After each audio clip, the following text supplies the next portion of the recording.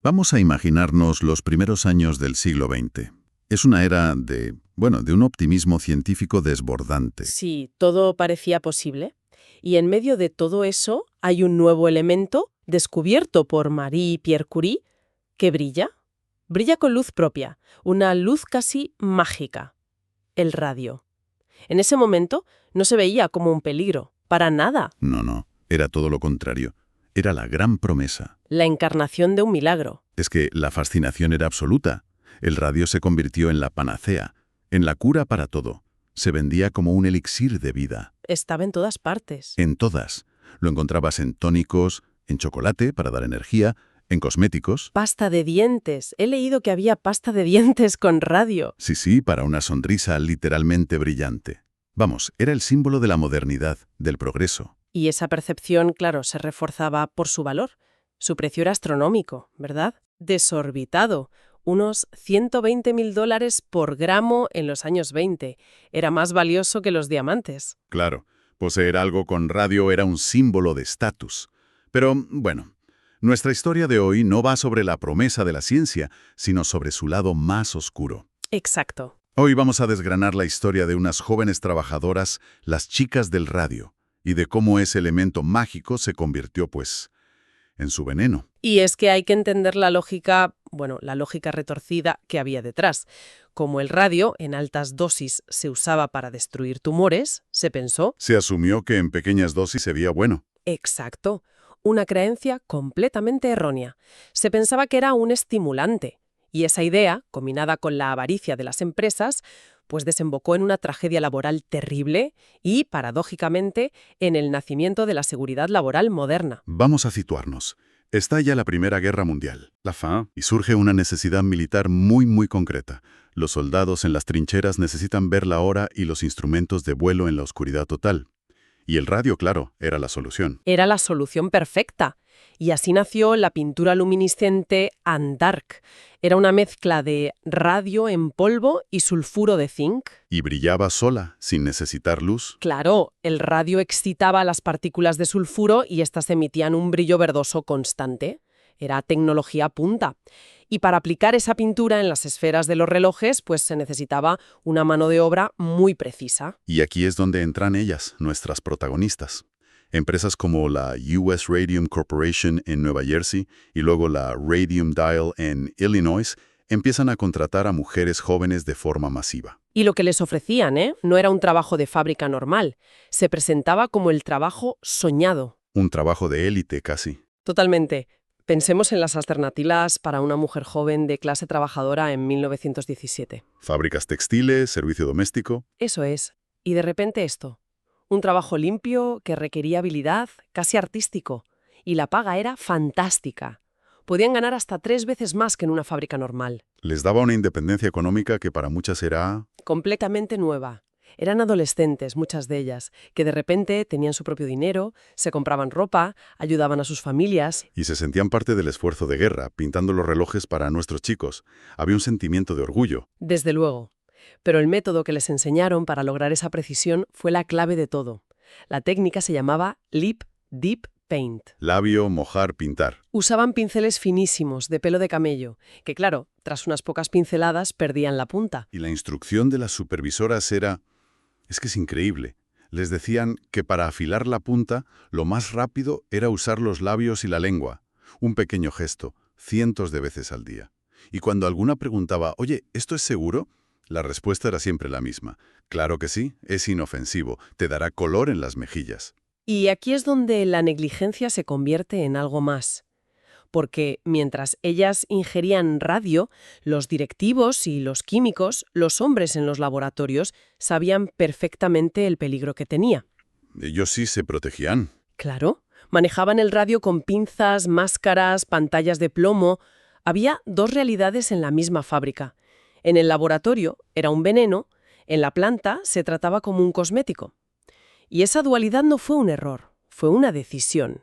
Una decisión económica. Protegerlas habría sido caro, habría ralentizado la producción. El resultado de esa decisión tenía una manifestación visual casi poética si no fuera tan horrible. Al final del día, las trabajadoras brillaban en la oscuridad. Sí, El polvo de radio se les pegaba al pelo, a la piel, a la ropa, Las llamaban las chicas fantasma. y era un juego para ellas. Se cuenta que iban con sus mejores vestidos para que luego brillaran en los bailes. Se pintaban las uñas con la pintura, los dientes, como una broma. No tenían ni idea de que ese brillo era un presagio de muerte. Ninguna. Pero a principios de los años 20, la magia empezó a desaparecer. Empezaron a aparecer los primeros síntomas, extraños, aterradores. Un cansancio extremo, anemias graves y, sobre todo, problemas en la boca. Terribles. Sí, el primer rostro de esta tragedia, la primera en morir, fue Amelia Molly Maggia. Murió en 1922. Tenía solo 24 años. Uf, su historia es un calvario. Empezó con un dolor de muelas. El dentista le saca un diente, luego otro. Pero las heridas no curaban. Se infectaban, supuraban. Su mandíbula empezó a deshacerse. A desintegrarse desde dentro.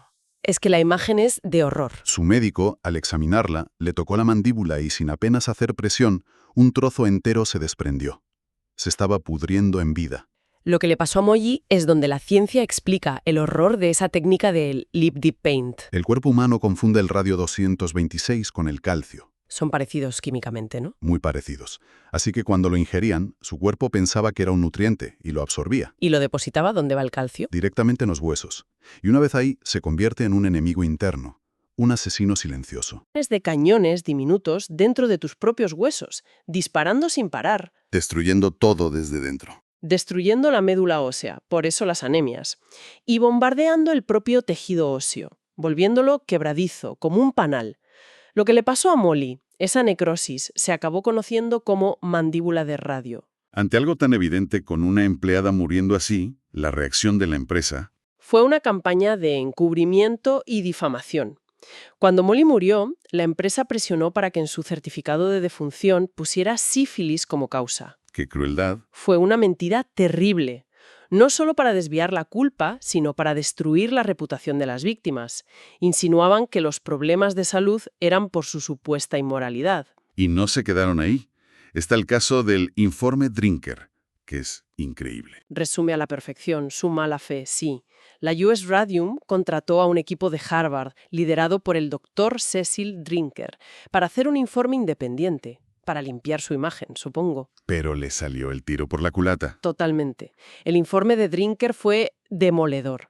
Confirmó que las trabajadoras estaban siendo envenenadas. Encontró polvo radioactivo por todas partes y dijo que las condiciones eran peligrosísimas. Y cuando el presidente de la empresa vio el informe, Primero amenazó a Drinker con demandarle si lo publicaba, pero luego fue más allá.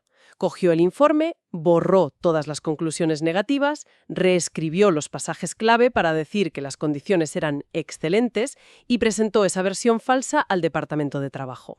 Es decir, no solo sabían que las estaban matando, sino que manipularon activamente la ciencia para ocultarlo. Mientras, las mujeres seguían enfermando y muriendo. Y cuando algunas intentaron buscar justicia, se encontraron con un muro legal. Un muro que parecía insuperable. El Estatuto de Limitaciones. Exacto. La ley de la época exigía demandar en un plazo de 2 años desde la exposición. Pero esto no es un accidente, es un veneno lento. Los síntomas graves podían tardar 5, 7, 10 años en aparecer. O sea que para cuando se daban cuenta de lo que les pasaba, cuando un médico como Harrison Martland en 1925 por fin conecta las muertes con el radio, su derecho a demandar ya había caducado. El sistema legal no estaba preparado para algo así. Parecía un caso perdido. Parecía, pero no lo fue. Y eso es por la valentía de ellas. Por la valentía increíble de figuras como Grace Fryer en Nueva Jersey. Ella vio a sus amigas enfermar y morir. Vio cómo su propia espalda se deshacía y se negó a quedarse callada. pasar 2 años buscando un abogado mientras tu cuerpo se desintegra, eso requiere una fortaleza sobrehumana. Era una mujer con una determinación de acero. La rechazaron docenas de abogados. Tenían miedo de enfrentarse a una corporación tan poderosa. Y veían el caso imposible de ganar. Claro, por el Estatuto de Limitaciones. Pero no se rindió. Y en 1927 convenció a un joven abogado, Raymond Berry, para que llevara el caso. Y cuando por fin llegaron a juicio en 1928, el estado de Grace y las otras 4 demandantes era la prueba viviente del crimen. Sí, la prensa las llamó las 5 mujeres condenadas. El estado de Grace era terrible. Su columna vertebral estaba tan débil que necesitaba un corsé de acero para estar sentada. No podía ni levantar el brazo para prestar juramento. Su cuerpo se deshacía, pero su voz no. Su voz y su determinación estaban intactas, y la atención mediática que generaron fue inmensa. Esa batalla en Nueva Jersey fue muy mediática, y eso influyó en las trabajadoras de Illinois, en la otra fábrica. Influyó, sí. Se inspiraron en ellas, pero su lucha fue igual de dura. En Ottawa, Illinois, en la fábrica de Radium Doyle, la figura clave fue Catherine Wolfe Donoghue. Y la empresa intentó las mismas tácticas, supongo. Las mismas: negar, mentir, culparlas. Pero las mujeres de Illinois, lideradas por Catherine, estaban preparadas. Se organizaron y se llamaron a sí mismas la Sociedad de los Muertos Vivientes. Qué nombre tan preciso. Sombrío y preciso. Y su testimonio en el juicio de 1938 es uno de los momentos más dramáticos de la historia judicial de Estados Unidos. Tuvo que testificar desde su casa, ¿no? Desde su lecho de muerte, pesaba menos de 30 kilos, tuvieron que llevar al juez y a los abogados a su habitación. Su cuerpo agonizante, su voz débil pero firme, describiendo el engaño, fue la prueba que la defensa no pudo rebatir. Un acto de valentía final que lo cambia todo. Entonces, ¿cuál fue el resultado de estas dos batallas legales? Fueron victorias agridulces, pero de una importancia histórica monumental. En Nueva Jersey, el caso de Grace Fryer no llegó a un veredicto. Hubo un acuerdo. Sí, la presión mediática fue tal que la empresa ofreció un acuerdo extrajudicial. $10,000 para cada una pensión anual y, muy importante, la cobertura de todos sus gastos médicos. Fue la primera vez que una empresa se hacía responsable a ese nivel. La primera vez. Y la lucha de Catherine Donoghue en Illinois tuvo un impacto legal aún mayor. Porque sentó un precedente. Funcionarios. Primero, que las empresas son responsables de las enfermedades ocupacionales. Y segundo, se reformó el Estatuto de Limitaciones. Ahora el plazo empieza a contar desde que se manifiesta la enfermedad, no desde la exposición. Exacto, eso lo cambia todo. Su sufrimiento reescribió las reglas para proteger a los trabajadores del futuro. De hecho, estos casos fueron la semilla de la OSHA, la Administración de Seguridad y Salud Ocupacional. Completamente. Ese derecho que hoy nos parece tan básico a un lugar de trabajo seguro, se forjó en esos tribunales. Con su sacrificio. Y el legado no es solo legal. Irónicamente, el estudio de sus cuerpos tuvo un impacto científico enorme. Los científicos estudiaron a las supervivientes durante décadas, midiendo cómo el radio se acumula en el cuerpo y el daño que causa. Y esa información, terrible, pero vital, se usó para establecer los primeros estándares de seguridad radiológica. Y esos estándares se aplicaron directamente en un proyecto de alto secreto que estaba a punto de empezar. El Proyecto Manhattan. Fíjate qué ironía tan increíble. Los científicos que desarrollaban la bomba atómica usaron los estudios de las chicas del radio para diseñar los protocolos de seguridad que protegieron a miles de trabajadores. El sacrificio de unas pocas pintoras de relojes salvó incontables vidas en la era atómica. Así es. Sin embargo, en su propia comunidad, en Ottawa, no siempre las vieron como heroínas. No. La fábrica de Radium Dial era la principal fuente de empleo.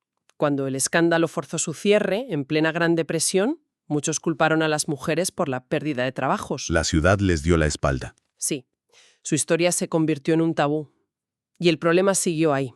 El veneno permaneció. Los terrenos de la fábrica eran focos de contaminación. Décadas después tuvieron que ser declarados sitios Superfund por la Agencia de Protección Ambiental. Pero el tiempo a veces pone las cosas en su sitio. En 2011, en esa misma ciudad, se erigió un monumento en su honor. Una estatua de una joven trabajadora con un pincel en la mano. Un lugar de vergüenza y dolor transformado por fin en un memorial de justicia. Un recordatorio de que su lucha cambió el mundo. Hay un último detalle, que es increíblemente evocador. El isótopo radio 226 tiene una vida media de 1.600 años. Sí. Eso significa que los huesos de estas mujeres, que tuvieron que ser enterradas en ataúdes forrados de plomo, siguen siendo radiactivos a día de hoy. Y lo seguirán siendo durante siglos. Son un testimonio silencioso, un brillo que el tiempo no puede apagar. Y esa es la reflexión final que nos deja su historia. Nos obliga a preguntarnos qué protecciones laborales que hoy damos por sentadas fueron compradas con el sufrimiento de personas como ellas. Y quizá más importante, nos obliga a pensar en las chicas del radio de hoy, en qué nuevas industrias, con qué nuevas tecnologías podrían estar librándose batallas similares en silencio, esperando que alguien, como Grace Fryer, alce la voz.